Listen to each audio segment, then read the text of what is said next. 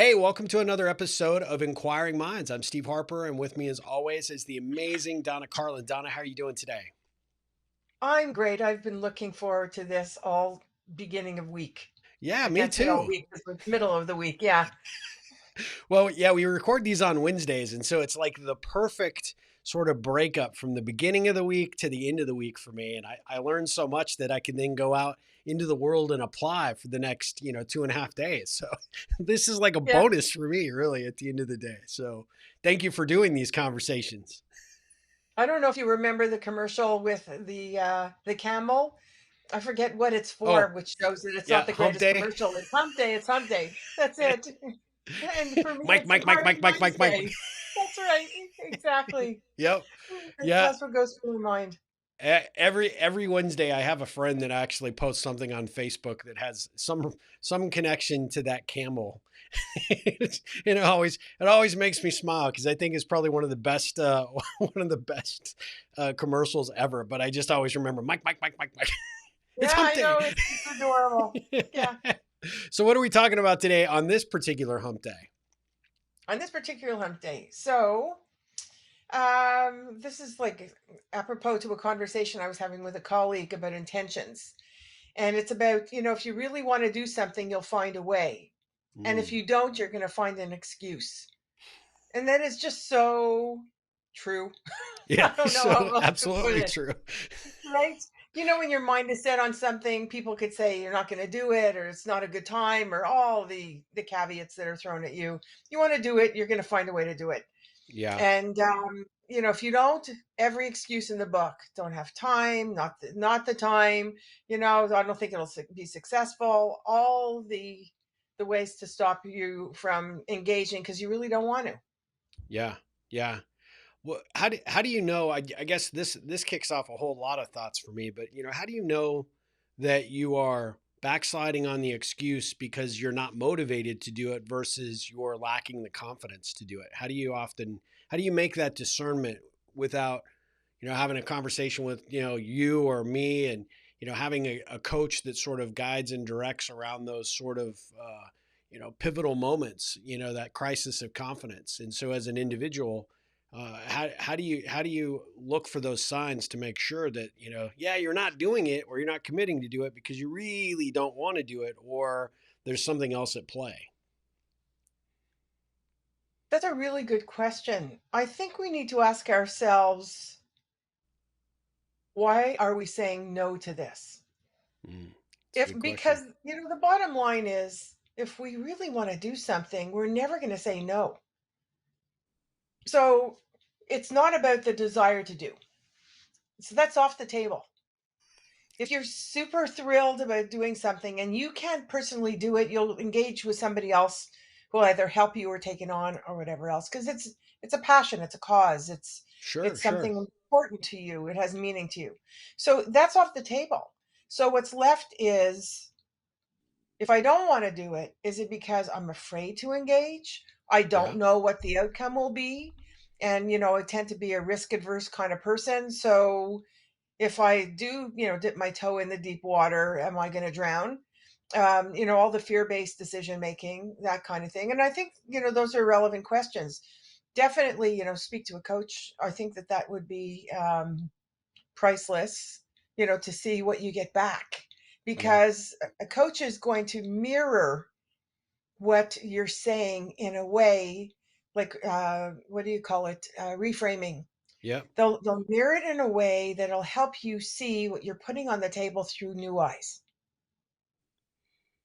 I like that. And by the Yeah. way, at the end of this segment, if we have time, I have a funny story to share with you about coaching, that happened. Yes, yesterday. It's people really don't see the beauty and the magic of coaching until they engage with a coach. Sure. And a coach has this, if it's a good coach, has a way of reframing something or asking a question that clears the clutter and helps them identify that aha moment to say, this is why I'm, drawing the line, or this is why I'm saying no. That's not really making an excuse. That's um that's stopping yourself. Yeah. There's a difference. An excuse is For me, reasons that you come up with that have no validity whatsoever. That's for me an excuse, not a reason. That's the Right. difference. There's an excuse and there's a reason. The excuses are there's nothing valid. There's nothing that's validatable in that excuse. It's just to bypass something that you don't want to deal with or handle or engage in. And I don't know if you've experienced that yourself or with other clients, and how that's manifested, because I think these are important questions to pose to people who throw excuses, regularly. Absolutely. I do experience it. I experience it in my own life. Like it seems like on a daily basis, but the interesting thing about it is that you're right. The going back to what I raised, which is you have to, in the moment, you have to ask yourself those important questions. And if you don't have a coach or someone, a confidant that you can rely on to sort of put you into that frame of mind so that you're asking those questions, I think it's real important that you have those somewhere at the ready in your journal, on a wall. I have a little sticky note that sits on my office door. So when I open my door to go out, it's a question that says, what do I want to be spending my time doing? Am I doing what the work that I'm supposed to be doing? Am I putting my next actions into something that makes sense for me, right? And it's kind of those opportunities to stop and pay attention and sort of in the moment ask yourself that question. And I think when you're faced with something like this, I think it's a good way to get around that, in the absence of having someone in your corner to sort of guide you and prompt you into asking the deeper, more meaningful questions. The excuse that I've always looked at for a client is those excuses are only in the moment to make you as the individual feel better, right? They're the well, let me tell you how the story should end because this is why I'm not going to do it because I'm not smart enough or I'm not, I don't have all the skills or capabilities or I don't have the money or I don't have the time. All the excuses that when you make them, it's as if you're trying to already set yourself up into story mode to tell and to um, substantiate why you're not doing it in the eyes of other people. And that's a scary and slippery slope to get on because at the end of the day, it becomes a real easy habit. We've talked a little bit about this on some earlier episodes, right? But at the end of the day, when you're a continual excuse maker, you're not a progress doer and progress gainer. And I think that becomes a big challenge for people because it becomes a real easy habit to fall into. And at the end of the day, when you look at the motivation behind the words that you put into an excuse, oftentimes it's trying to make yourself feel better by trying to make yourself look different or better in the eyes of other people about why you didn't accomplish something or you didn't move forward or you didn't do whatever you really needed to be doing. And you can put that much energy and thought into all the reasons why you can't do something. Imagine what you would do if you shifted that and you were like, well, okay, well, rather than think of all the 15 ways I'm going to tell Donna I didn't get this done or I'm not, going to get it done or I'm not capable of getting it done. Maybe if I put that time into, well, how could I do it? That might be a better use of the time. But I've experienced it with coaching clients where they spend a crazy amount of mental energy on all the reasons why they can't do something, as opposed to shifting that energy into the possibility of doing something. I love your sticky note, by the way, because if you waste time, you're wasting life, because all life is time. That's That's right. the bottom Yep. line. Yep. So if you're going to waste your time making excuses for things and not engaging with life, then you're bypassing it. That's the bottom line. And Yep.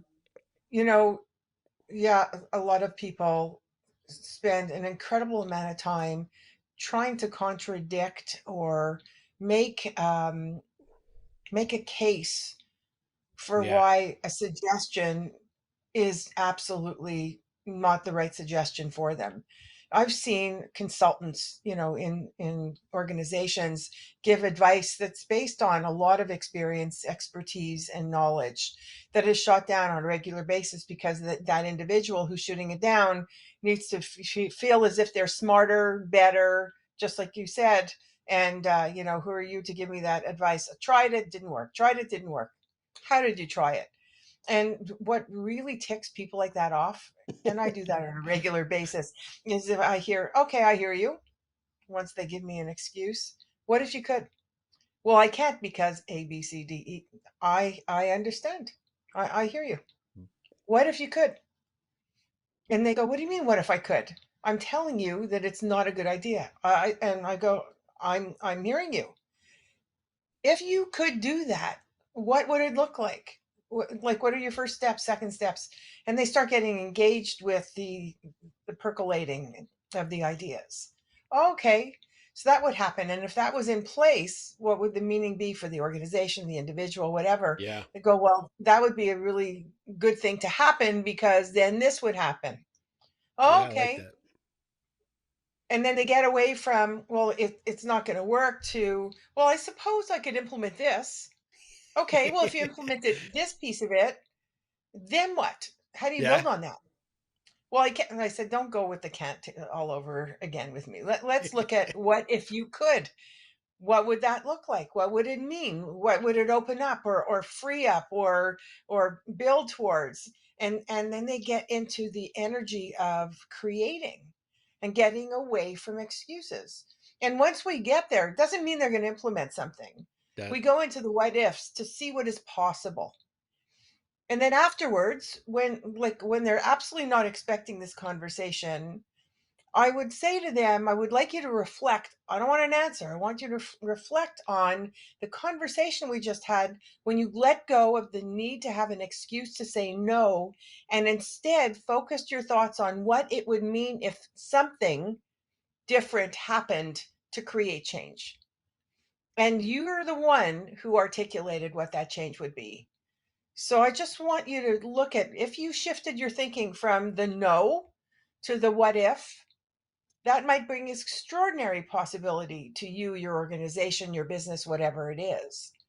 well, and And just reflect on that. Yeah. yeah, no, what I was going to say, and it actually gives you that gut check as the individual to determine whether that motivation is really there, right? Is the excuse the de facto approach, or if you've put some real thought into what it would look like, and it still doesn't feel like the right decision or the right next action, then you know, right? And now you don't actually have to come up with any damn excuse in the first place because you can just say, look, it's not the right fit for me at this point, or this is not where I need to be spending my time. This is not the strategy or direction that I think we need to be headed. I've given all sides of consideration and I've thought through this. I've asked myself the heavy questions and I've arrived at this conclusion. And that's great because then you can move on. You don't have to feel like you have to justify to the opinions of others as to why you're not making that decision. And I think Yeah, that's also empowering, right? that's it. And the question that follows that for me would be, is it worthwhile filing it away for something to consider at another time, Yes. Oh, yeah. um, when it might be a better time to implement or that you have the resources available to implement. So you just don't throw it out and then a year later you go, "Oh, for crying out loud, what did I do with that idea?" To have a parking zone for some of these ideas that you could revisit and Yep. do triage on in a way to say, "You know what? A year ago this was put on my desk and I just discounted it unilaterally, but the trends have changed, and what if we consider that now?" So in other words, you're revisiting and you're redefining and you're restructuring or whatever you have to do to make something happen that would put you ahead of the current trends or at least alongside them. So invite people to be so aware that yes, you might absolutely have a rationale for not doing it now. What if you parked it? Is it worthy enough to park to reconsider at a later date? Yeah. No, I love that. The ability for you to come back to an idea or to a strategy or a decision point that maybe right this second doesn't make sense, but it could 30 days from now, it could from 3 years from now. Putting that out there in the future doesn't take away any of the power of that. It was a great idea. It's a great concept. It just, the timing wasn't the right fit, but it could be down the road, I think is a really good idea. I have a tendency to put these things on sticky notes and put them 20 to 50 pages down in my journal ahead, so when I eventually arrive back on that page, however many, days or months that might be, it gives me an opportunity to revisit and then ask that question: is now the time? Does this make sense? Is this when, I should be looking at this or taking a little bit of a deeper dive into that concept at that point? So I think the parking lot of ideas or future potential actions, I think is a good potential thing to for our audience to take away and maybe think about how they could apply It's, that's the easiest thing that we could do that we forget to even put in place. that. Yep. Yeah. Just a Yeah. parking zone. Yep. Exactly what it is. Parking zone for ideas. And it's actually comical to look back 5, 10 years, if you keep that file, to say, was I even considering that? Yeah. Or what an idiot I was for not engaging in that.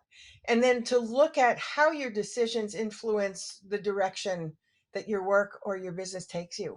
Yeah. It's a very cool thing to do. It is. Yeah, that's awesome. Well, you mentioned you had a great coaching story you wanted to wrap up with.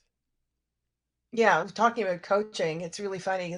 I usually look at Twitter feed, towards the end of the day to see what's happening in my neighborhood that's not being picked up on the in the media, Yeah. like the mainstream media. And I see this tweet in front of me from my son. It's not to me. It's just throwing it out there, saying, I'm at the 2-year mark for my career, and I'm trying to figure out if I should stay or look to move on to do other projects. Because he's always headhunted. He's very fortunate, that he's wanted. Yeah. um, and he said, doesn't matter what you do, what your circumstances are, just throw me your ideas, throw your career advice at me. So this one person, I should read it to you because I'm going to screw it up. I was in a similar situation, somebody said, and I was able to get a coach where I work, and it was an invaluable experience for me. If you could find somebody to work with you as a coach, I highly recommend it. So he answers, this is like a scream. His response was, isn't that what this aimless tweeting was for? Who needs coaching when you could use the power of crowdsourcing? And then in brackets, Mom, if you see this tweet, I was absolutely joking. So I wrote back and I said, oh, I saw it all right. And I responded to the woman who suggested that. And I said, his mother is an executive coach, Yeah. lots of access. Because Yeah. that was what she said. If you have access to one, and I will kill him tonight because I haven't spoken to him yet. But it was just so funny because I was watching the responses come through. Thankfully, he's surrounded by really interesting people, That's awesome. and all most of their advice was coaching advice. It wasn't about the job and the calendar. It was about, is it still exciting you? Are you still Yeah. making a difference? Are you still doing work that is innovative? Stuff that the coach would definitely throw at you. Sure. It's not about the longevity. It's whether or not, you could, check all these boxes. That's And I awesome. was very pleasantly surprised because normally you see all kinds of ridiculous answers to something like that. Um, Not to mention the fact that we'll probably have that conversation on the weekend. Um, what's amazing is, and I'm not telling everybody to go out and get a coach, although I think it's probably the biggest gift you could ever give yourself. What I Yeah. am saying is that if you work with a coach, you will see perspectives that you never even considered, because a coach isn't there to judge, a coach isn't there to give you direction. A coach is there to clear the clutter so that you could have multiple options available to you because all these roadblocks are removed. And that's what this excuse thing is all about. You set an intention, you make it happen. Yeah. Coach helps you set an intention and have the mindset in order to execute on that intention. Yeah. It's not to make choices for you or anything else. So just ask yourself, am I choosing to do something because it is critically important to me, has meaning to me or the loved ones around me, or something important to my life? Or am I going to give you every excuse in the book why I won't Yeah. engage, rather than be honest and say, sorry, that, I don't have interest in that. I'm focusing my efforts elsewhere. Yeah. That's all it takes, right? Yep. I love that. I It's love really that. And what a to great yourself. story. Michael's in for it this weekend, I would Oh, imagine. yeah.